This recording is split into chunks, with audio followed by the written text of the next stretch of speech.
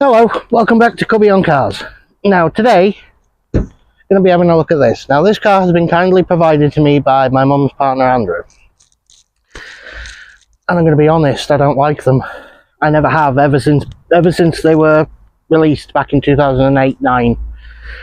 I've never liked these things. When I was doing my research on it, I found out that they had 4 different designers. 2 for the exterior, 2 for the interior. And I'm telling you now, they never met. Because you look at the front of it, okay, it's not offensive, but it's not gorgeous either.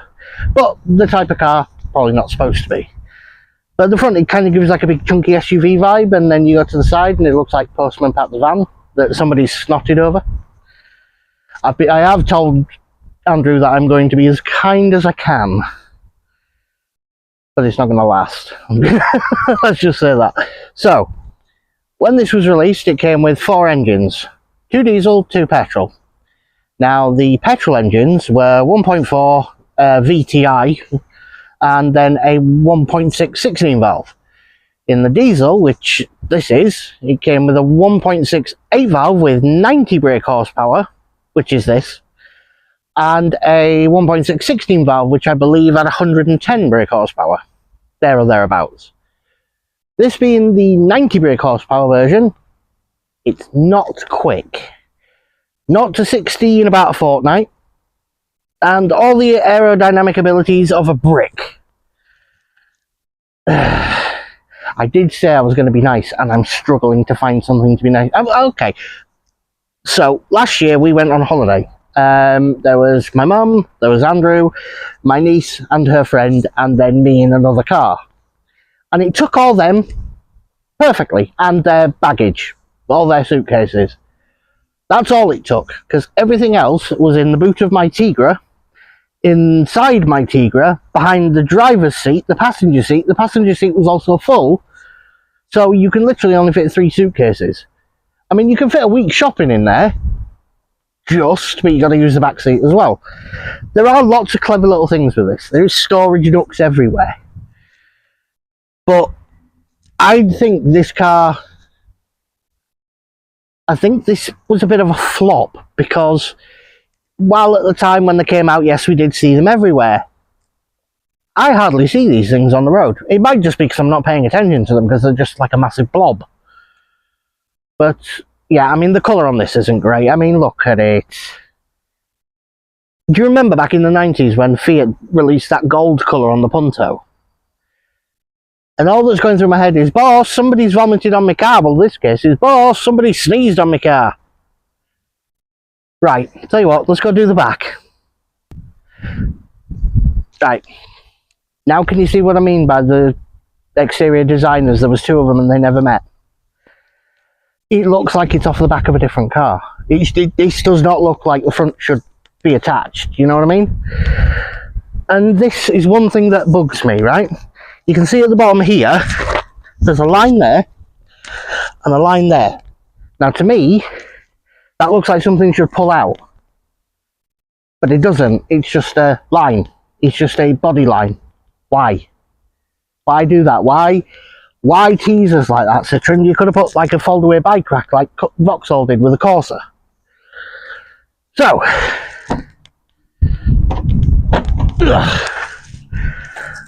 the boot is quite big,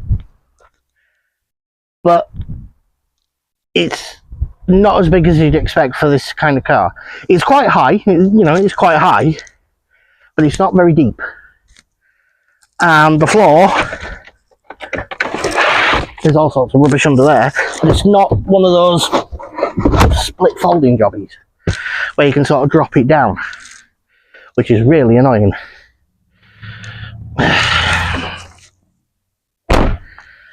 Okay, now we're inside.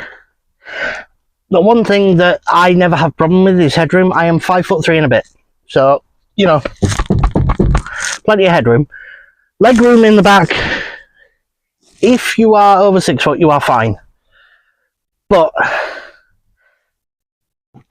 the plastics.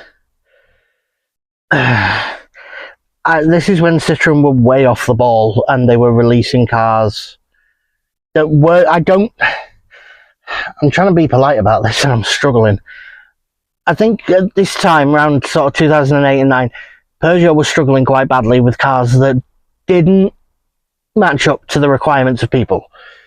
I mean, yes, they sold them, and then they had warranty claims on them. I've done, like I said, I've done research on this, and I found out that warranty claims for this were to do with suspension, engine, exhaust. But the exhaust thing, that's a common thing with anything built on a C3 platform, because the exhaust, for some reason, didn't have hangers and was just welded to the body, which makes no sense. Even I had a Citroen DS3 with the same engine that this has, and it was a nice-ish car, but I learned very quickly that I'd made a mistake. I could have had that, a Mini, or at the time I had a Renault Megane, and I could have had another Renault Megane Coupe. And I regret not getting the Renault Megane, if I'm honest, because it was 10 times better than the car I replaced it with. Like I said, the interior's not a bad place. It's very well thought out, you know. Like I said, there's cubbies everywhere. There's even one of these, which I'm not sure if you can see, but it's a little mirror. Now, in here, I think they called it the conversation mirror. Well, I'm sorry, I don't like having conversation with people I'm trying to drive. It does my nut in. You know, it's one of those cars that you buy for necessities, not because you want one. So I can understand why people buy these. I mean, it's fairly well equipped. It's got air conditioning, however that doesn't work in this car. It's got cruise control, it's got a decent stereo, it's got lecky windows. Yeah, this is definitely not a car that you would buy out of want, you would buy out of need. I think that's the kindest thing I can say about it. So, the Citroen C3 Picasso. Should you buy one? No, absolutely not. If you are desperate for a vehicle, seriously, find something else. I'm only saying that because I have driven this, and it's not very rewarding to drive. It's not very quick. It leans when you go around roundabouts like you wouldn't believe. It handles like it's drunk. That's the only way I can describe it. For a car, literally as a good example of "and car" as a dictionary definition, this fits it perfectly. But you don't buy one of these with your heart, you buy one with your head. And that's the problem.